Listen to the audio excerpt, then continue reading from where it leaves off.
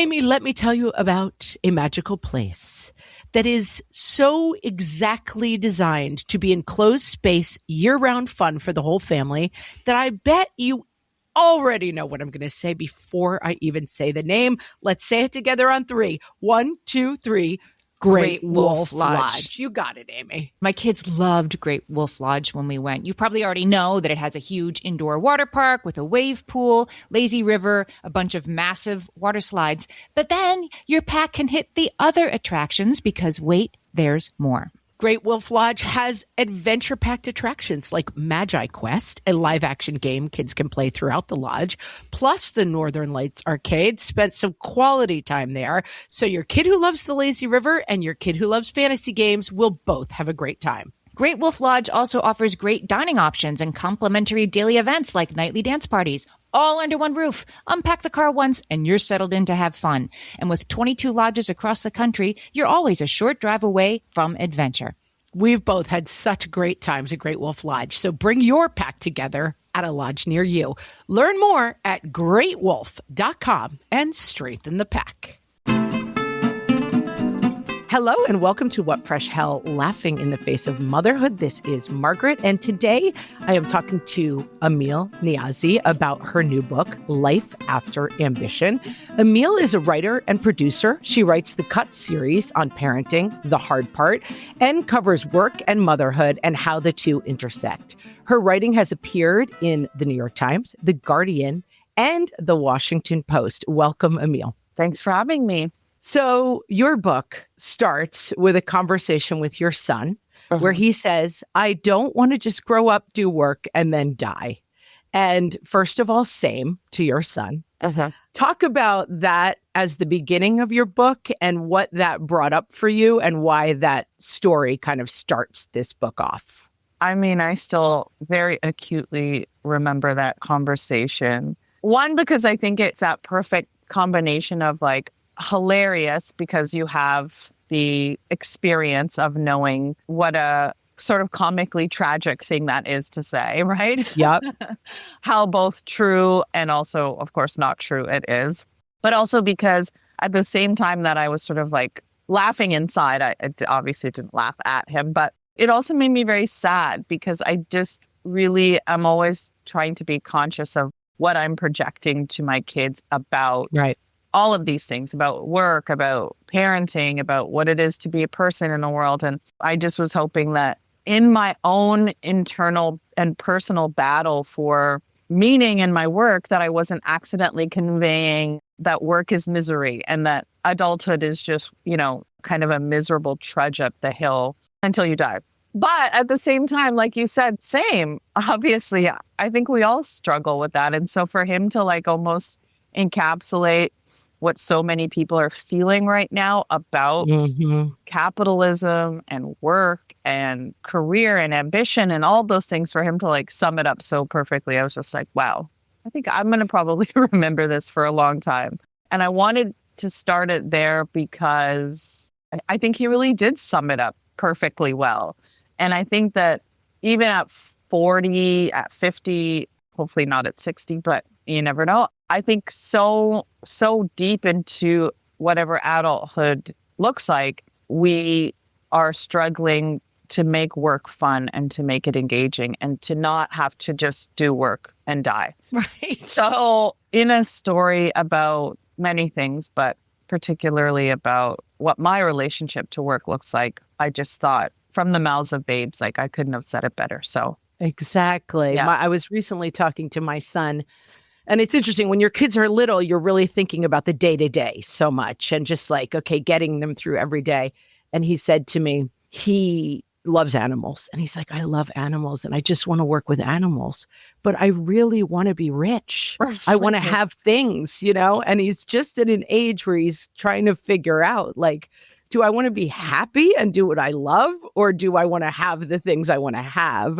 And it's funny, like that dynamic. And I didn't have an answer, but it also gave me an idea. And I was reflecting on it reading this book, that I sometimes think about what we're teaching about school and how to interact and whatever is going on at school, but we're also really modeling what does life look like, you know? Yeah. And I think that he's watching us make choices, and he might be thinking a little bit like, they don't have nice things, but they seem happy doing what they're doing. And I'm going to have to make a choice at some point about which of those paths I choose, which is not true, as you said about your own son.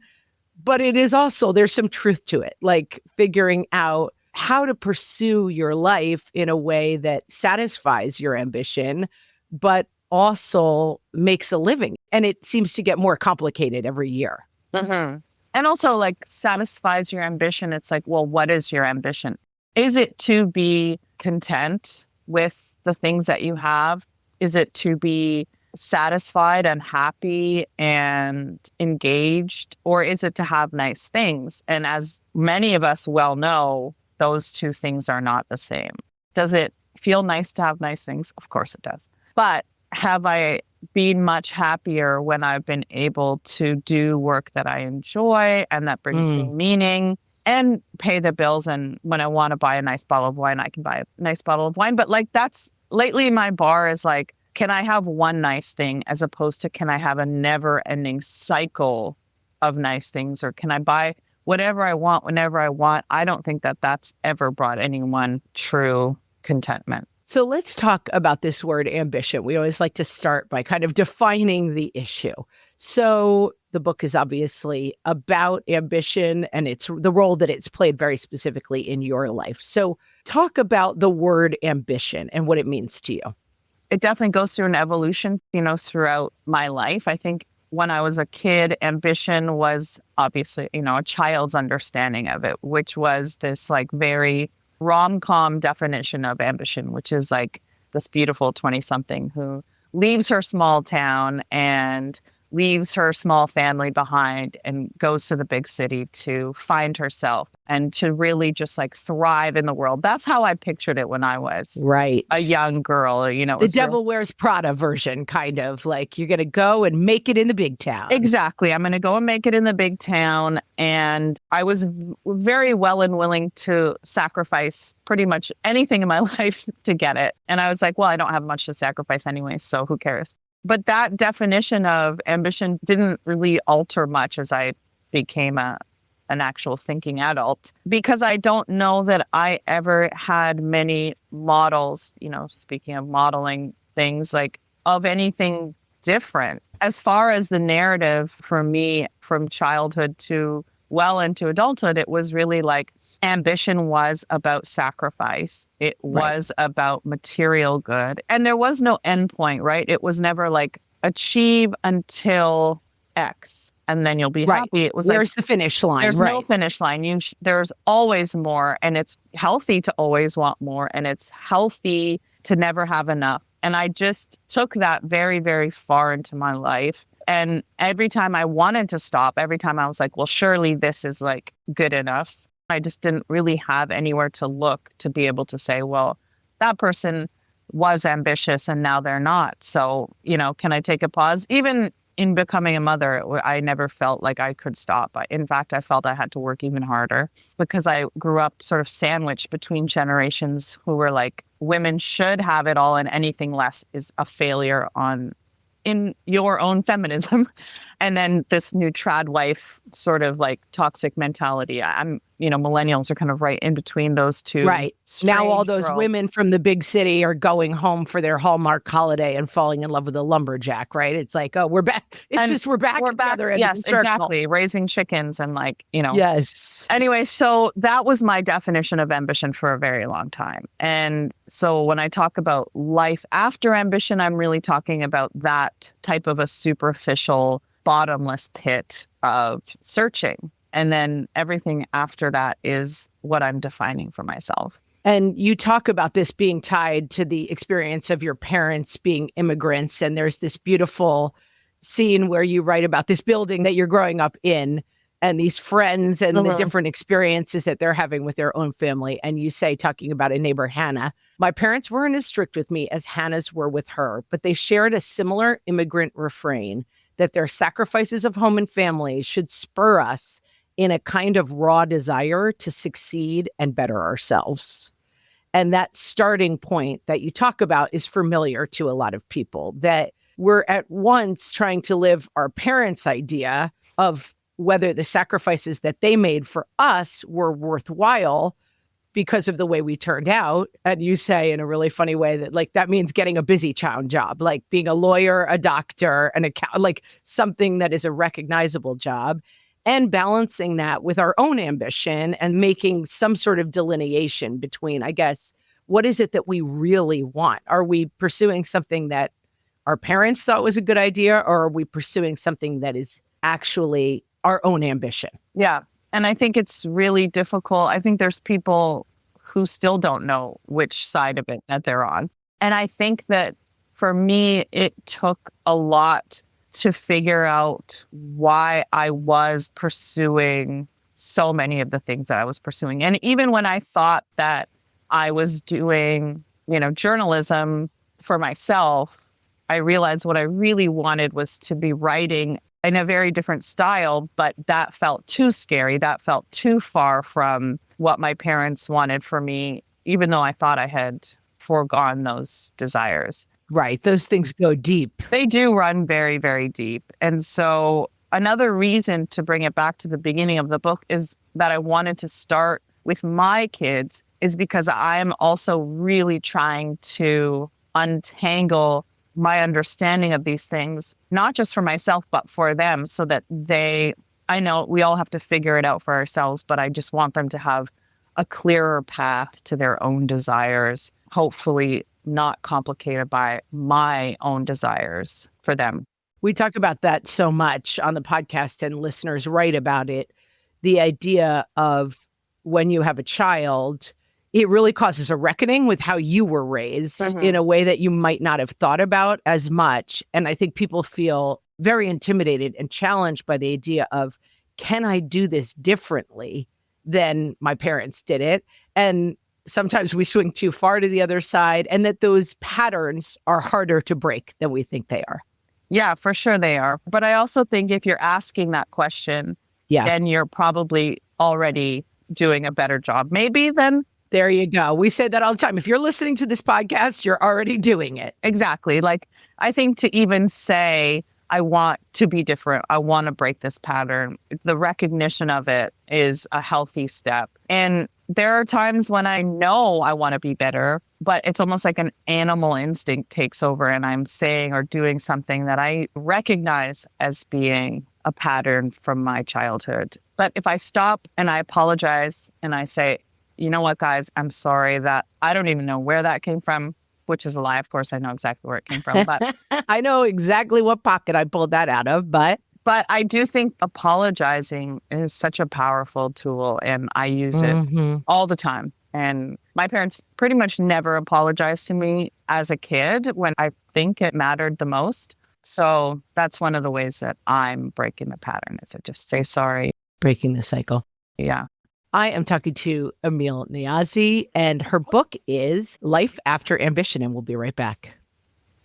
Hellions, it's time for some spring cleaning, and I don't just mean the coat closets. Doing your financial spring cleaning can actually be super easy when you let Monarch do your financial spring cleaning for you. One dashboard that gets your entire financial life organized. No more clutter, no more mess, no more logins scattered everywhere, just accounts, investments, property, and more, all in one place. Get your first year of Monarch for half off, just $50 with promo code FRESH. Monarch allows you to look not only at what you've already spent, but also to plan for the future. With Monarch, you can set savings goals, plan for big purchases, and notice spending trends before they become a problem. I can generate cash flow reports that show me what we spent this quarter, this month, what we're probably going to spend next month, and feel prepared, organized, and knowing how to plan for the future. No more surprises and a lot more clarity. Try Monarch. Use code FRESH at monarch.com to get your first year half off at just $50. That's 50% off your first year at monarch.com with code FRESH. Amy, when I'm having a good hair day, it usually makes my whole day better. And that's why on every day, I'm taking Nutrafol. Nutrafol is the #1 dermatologist-recommended hair growth supplement brand. And it's the #1 hair growth supplement brand personally used by dermatologists. Nutrafol's hair growth supplements are peer-reviewed, NSF certified for sport, and clinically tested. Nutrafol offers multiple formulas for men and women tailored to different life stages and lifestyle factors, so you get support that's actually right for you. Adding Nutrafol to your daily routine is easy. Order online, no prescription needed, with automated deliveries and free shipping to keep you on track. Let your hair be one less thing to worry about. See visibly thicker, stronger, faster-growing hair in 3 to 6 months with Nutrafol. For a limited time, Nutrafol is offering our listeners $10 off your first month subscription and free shipping when you visit Nutrafol.com and enter promo code LAUGHING.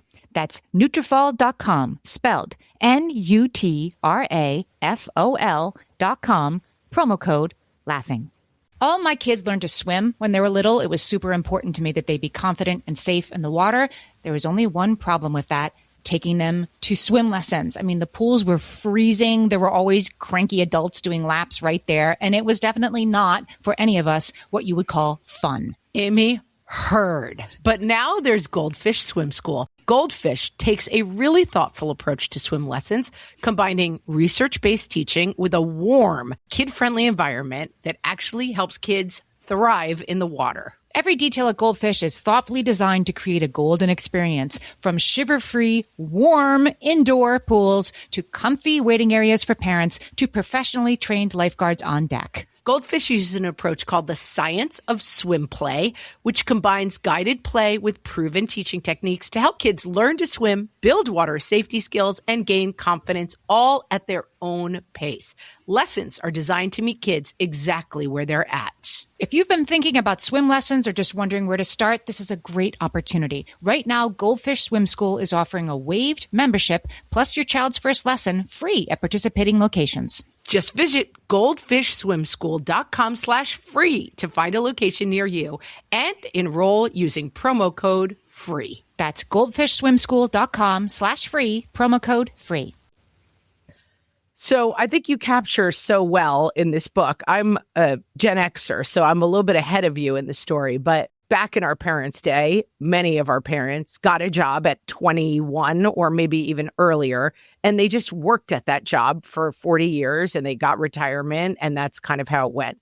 You have you're working at the Gap, you're dressed as a toothbrush at some point, like this kind of gig economy that our generation and the generations below us are in. How does that gig economy and the difficulty of finding work, how does that play in with ambition, do you think, in terms of like you're trying to find a path, but the path necessitates taking kind of all these different paths? I've never in my life as a worker been a part of an economy that is stable and predictable. I've never been part of an industry that is stable and predictable. The media industry crumbling the entire time that I was witnessing it, whether through the many evolutions that television took or the internet, but certainly when I was participating in it, it was crumbling pretty much immediately. Any sort of creative ambitions felt very far away because of the upheaval of, like I said, all of media. Journalism destroyed. But the financial crash in 2008, that occurred just as people my age were entering into our first serious jobs, So all I know is a gig economy. All I know is patchwork ways of paying rent and putting together a resume. Hustle culture is the world that I was born into. It's the world that we created for ourselves. The gig economy is how millennials survived. And so it's just all I've known. I think people probably hate this word, but it made me very resilient. I think made us as a generation very resilient because we had no choice but to figure it out, to have 3 jobs instead of the one that our parents or the generation above us would have had. Millennials, though, also turned that into something that was desirous, right? It was like, well, we don't want to be stuck in one job forever. That seems boring. We want to be able to jump from job, to have many jobs, to have a side hustle that is creative while we pair. But, we turn that into something glamorous because we sort of had to tell ourselves that fiction. Whereas now Gen Z dreams of having one job until they die, right? They're like, that's the dream. So I think you always sort of make the best of your circumstance, but you also end up covetous of the thing that you were never able to grasp. Yeah, I think that's right. I have an aunt who she was a writer and wrote 2 books, but her dream was to be a mom. And she talked about, and she wrote about motherhood and being a stay-at-home mom. And she would say, in some ways, it's so much harder for you all because you have every choice in the world. I could be a mom, a nurse, or a teacher, basically. I don't want to go back to the days where women didn't have any options, but the idea of the story of you can do and be anything, and you should be self-actualized on 6 different levels, and therefore being one thing is not satisfying to anybody. And I think there is a tremendous amount of pressure, and you capture this in the book. It's kind of an unfillable hole, I feel like, for women of the coming generations in terms of like, you can't sit down and rest. There's always something to be done. Yeah, because it's not the you could do anything that's scary. It's that you should do everything that is ultimately crippling, right? That's right. It's not, if you want to be a stay-at-home mom, do that. If you want to work at a Fortune 500, do that. It's the idea that you should do both of those things at once and only be satisfied if you are running at max speed. That I think is what many people are now fighting back against. It was never feasible to have it all and do it all. And we're only just now trying to unpack why we thought it was possible in the first place and to figure out now what is better for us at both individually and as a society. Yeah. And you talk about the idea of meritocracy, which, I think that was very much part of my childhood, that good people who work hard go places, right? That there is a formula that you can fit all the pieces in. And when you get all the pieces together, that leads to success. And that so many of us are finding that is not actually how it works. Like, I don't even know if there's still a mythical lawyer doctor path where if you make this series of choices, it all turns out okay. Certainly for myself as a writer and an actress and an artist, that was not ever available to me. But I think it's interesting how you capture the idea of the meritocracy is also predicated on who is deciding what merit is. Like the way that you present yourself at jobs, and talk a little bit about your experience with that in terms of finding yourself in different jobs where you were being judged, maybe not on the right merits. Yeah. First of all, this idea of meritocracy is a very clever lie, because if the myth is that if you work hard enough and you make the right choices and you do the right things, that you'll find success. But if you fail at that, it's a personal failing as opposed to an institutional failing. So that we are constantly telling people, well, you just weren't good enough, or you just didn't make the right choices. Or if you just hadn't done that, maybe then you would have had that job or you would have been able to buy that house. So it forever puts the burden on us as individuals as opposed to on the institutions and the people in power that keep us locked out of all of those things. And so I did believe it for a time. And then I started to see that I was competing against people who had no student debt, whose parents were paying for their rent and their phone bill and all of these things. And so they were able to make choices I was never able to make. And so how could we then be up for the same things? Just we're not running the same race, but I was being told we were. And so I'm really relieved now that for most people, that myth is exactly that. It's just like a series of bedtime stories that, we tell each other. And for me, it's like I had actually worked really hard and I had gotten into places that someone like me probably should have been locked out of. Working a good journalism job with a pension, working alongside people who went to the right schools. But even then, it was like, okay, so you've found a way to be here professionally, but are you making the right personal choices? Are you the right type of woman? As you mentioned, I was doing well at work and in a staff job in a place where that's a very hard thing to come by. And I had a very destructive relationship. And when I finally got the courage to tell my boss, why I had to miss work, she asked me a question that I couldn't believe another woman was asking me. And when she asked me if I'd done the right thing, it was just like, oh, that was my first real understanding that for some people, you'll never be good enough. You'll never be the right type of person.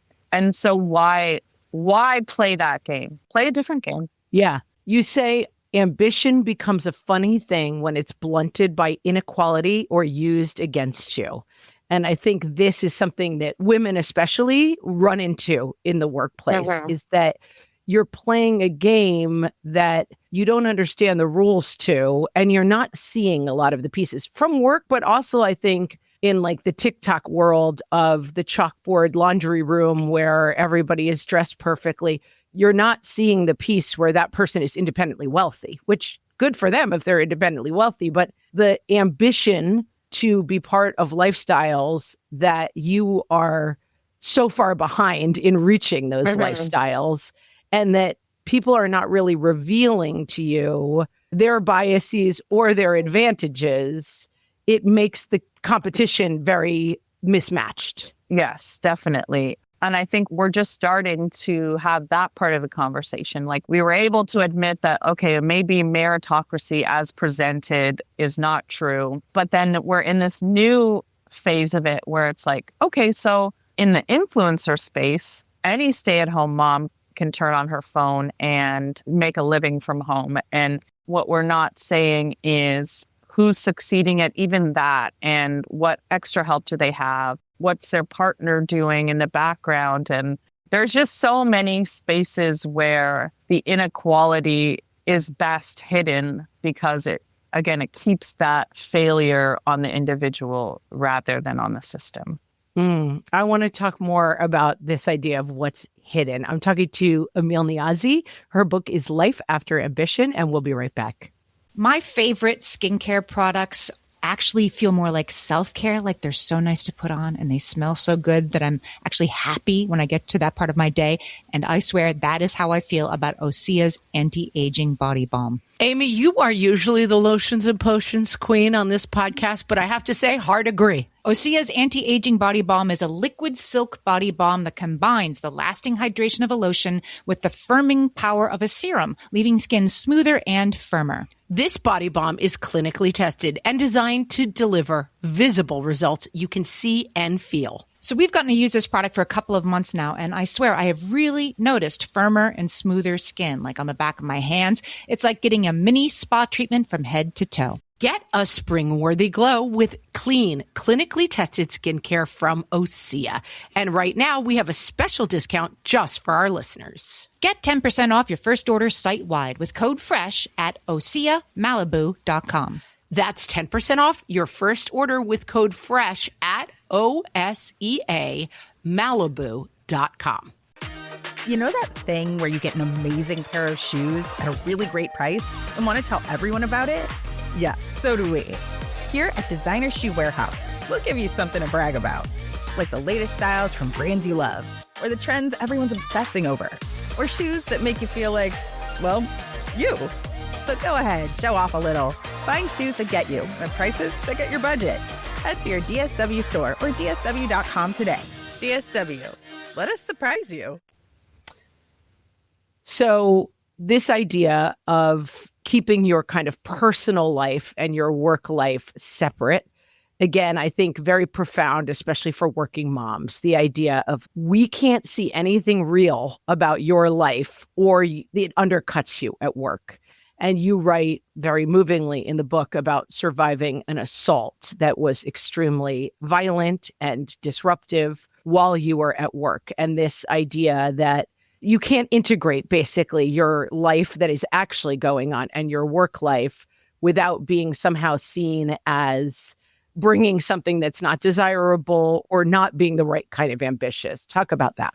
When you are traditionally locked out of a space, like all women were for so long, you really are trying to craft yourself into as good and as palatable of a person as possible so that there are no opportunities for them to smell weakness. And, you know, you want to be judged on your work. You don't want to be judged on anything else, although we always are being judged on these other, who can stay for after work drinks or who, whatever. But that is something that I was trying to still do. And I was very aware, even as this horrible thing was happening to me, that I still had to keep my job and I still wanted to keep my job. But how could I make a little bit of space for my bosses to know what was going on so that I could, Right. I'm literally physically feeling from this thing. How do I explain that in a way that will still keep me on the same even playing field as my coworkers? And I think one of the things that I was told about workplaces, certainly, mid-career, was like, this was supposed to be a family and you're supposed to, we're all a family. We're all here. family. Yeah. This is the modern workspace and, you can be a real person here. And so I was like, okay, let me be as real as I think I'm allowed to be.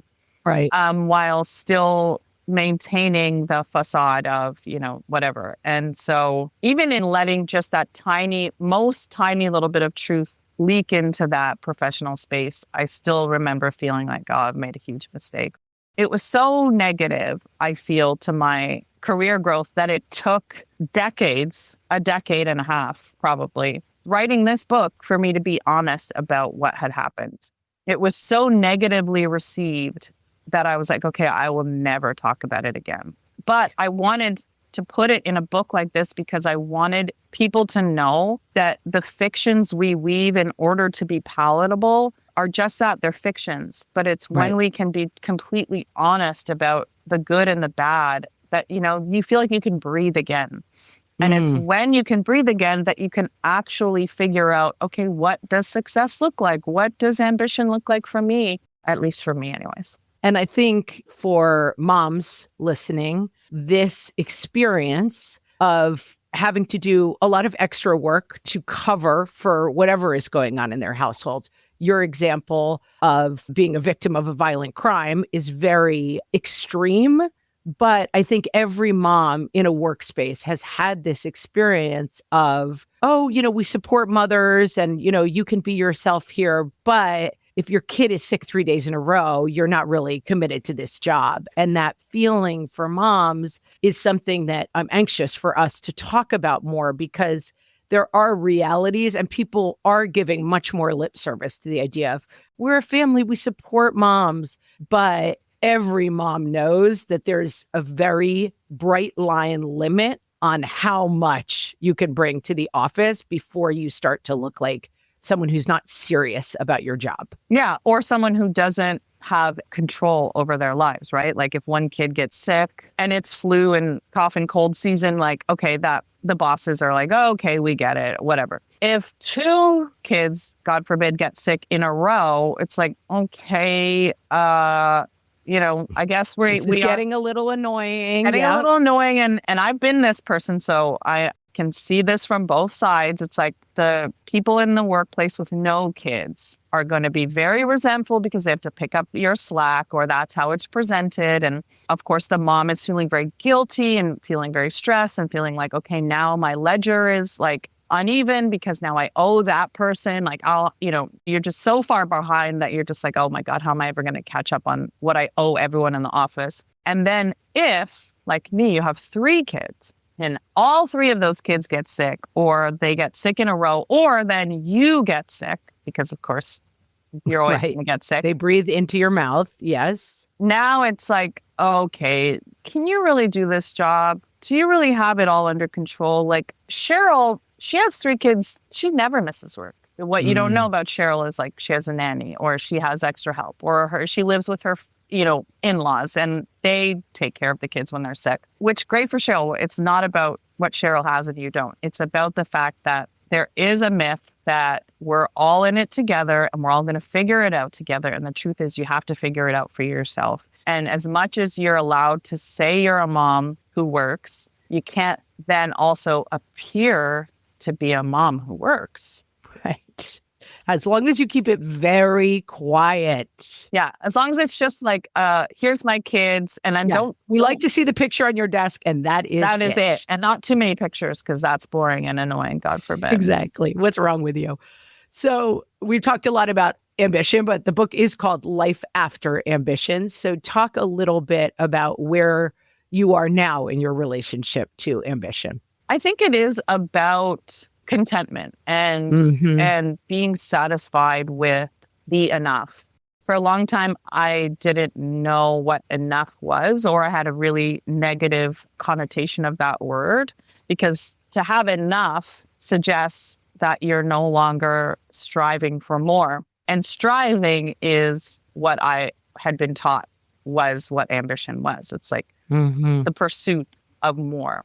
So to want enough is like mediocrity. It's like being okay with the leftovers, the crumbs. But what I have slowly discovered is that, like we said at the beginning, there's never going to be enough if you're never satisfied with enough. And so I am relearning how to be content and satisfied with the project and the doing of the project, as opposed to getting to the finish line so that I can get the gold star and then move on to the next thing. In the mothering space too, it's like, why am I trying to do everything and be everything to everyone? I can't, right? The sacrifices have to be more transparent. I have to know what taking on one thing is going to do to the other thing, and recognize that there is going to be a discrepancy in how much attention and time I can give it. For example, I wrote the first draft of this book while I was pregnant with my third and then postpartum with him. I kept saying like, oh, I can do it. It's no problem. I still had this idea in my head that I could do it all. I just was so physically run down, and mentally I had no space. I had to just recognize that I couldn't do it in that moment. And I had to choose the baby, and I had to push the draft, and I had to push that book and not feel guilty about it and not worry about it until I was ready. And I think the me previous would have just tried to do it all and just been like, and the physical toll is just the price of playing the game. But I, wasn't prepared to do that anymore. And I think that's what it means for me. The postscript is a constantly evolving thing, but it definitely looks like an honesty and transparency about what more means and what you have to sacrifice for more. Yeah. And when you can do that, I think then it's easier to be happy with the enough, because you can look around you and like, I look around me and I see the bounty that I have, which is not material goods, but it's 3 beautiful, happy children who love to see me work and really do have this idea of like what 2 working parents look like, but they also see the sacrifice. And so they know that when mom is present, it's because she's like giving up XYZ. And I think that's really healthy and good. So I'm still figuring it out, but I do really love what I have. And I could not say that for most of my life. And not because I didn't have a lot. It's because I just was never satisfied with what I had. Yeah, I think that's right. And going back to my son who's trying to figure out if he wants to just be a millionaire or do what he loves, this idea of modeling work as one part of your life that brings you some amount of happiness and some amount of money, but that there is no magic door that you're going to walk through by working hard enough or getting the right job or having $6 billion, that there's no happiness finish line, and that we can give our children, hopefully, the opportunity to stop racing for something that we've come to learn is not there. Exactly. And, I like to give an example of something that just happened the other day. So my desk where I work is like a very long desk, and it's designed so that my kids can work and play beside me while I finish a deadline or whatever. And the other night I did have some writing to finish up. They weren't satisfied with watching TV, even though it's all in the same space. I can see them from my desk while they're watching TV. But the other night they wanted to be right beside me. And so I set up my son. He was working on his book. It's called Buzz the Bee. Oh. And that's... We'll have him on the podcast next. Yes, exactly. Hot new drop. Okay. I told him he could sell some copies of Buzz the Bee at my book launch in Toronto if he finished it in time. And my daughter was painting some ceramics that we'd worked on the other night. And it was one of those moments, that if I had imagined it, could seem really sort of corny and like, Mm-hmm. Sure, trad mom. But to me, that was such a great example of what I've been trying so hard to do, which is like model ways in which our family functions, ways in which I can work in the crevices of the day because, no mom works 9 to 5 and not have it be unhealthy and not have it, again, be like a sacrifice of myself in their eyes away from them. It was like, I'm still here. I'm still present. I'm still asking you about the book. I'm still participating in your artistic process. My daughter always loves to say she's a great artist. She's 5. She's just like, I'm a great artist, Mom. I know. I think all 5-year-olds are great artists. They really are. So I can still be present, but also still be able to say, I'm doing this and this is important to me. And it just felt really nice to have that like parallel work going on. And I hope that carries them very far in life. To me, it's not like I'm having it all in that moment, but I'm having enough of both of those things that it feels really satisfying. That's great. I love that. I have been talking to Amil Niazi. She is the author of Life After Ambition. Amil, tell our audience where they know how to find the book. It's $20.25. Most people know how to buy a book, but tell us where else they can find you and where they can find the book. I guess you can find me on Instagram. I never really know where we're supposed to send people in 2025. It's a strange world. Yep, it's confusing. I am on there. So if you want to find me in the social media space, that's where I am the most right now because everywhere else feels kind of gross these days. And the book, yes, you know where to find it. But I always want to send people to their local bookstore because that's such a nice place to not just find the book, but find community. And if there are other people that like the book, maybe something will happen there and you'll meet someone who's also connected to this great big question of what enough looks like. We will link to Amil's Instagram and also put a link to our bookshop where you can find the book from a local seller, or you can head to your actual brick and mortar bookstore. What a concept in 2025. Amil, thanks so much for talking to us today. I love this conversation. Me too. Thank you so much for having me on.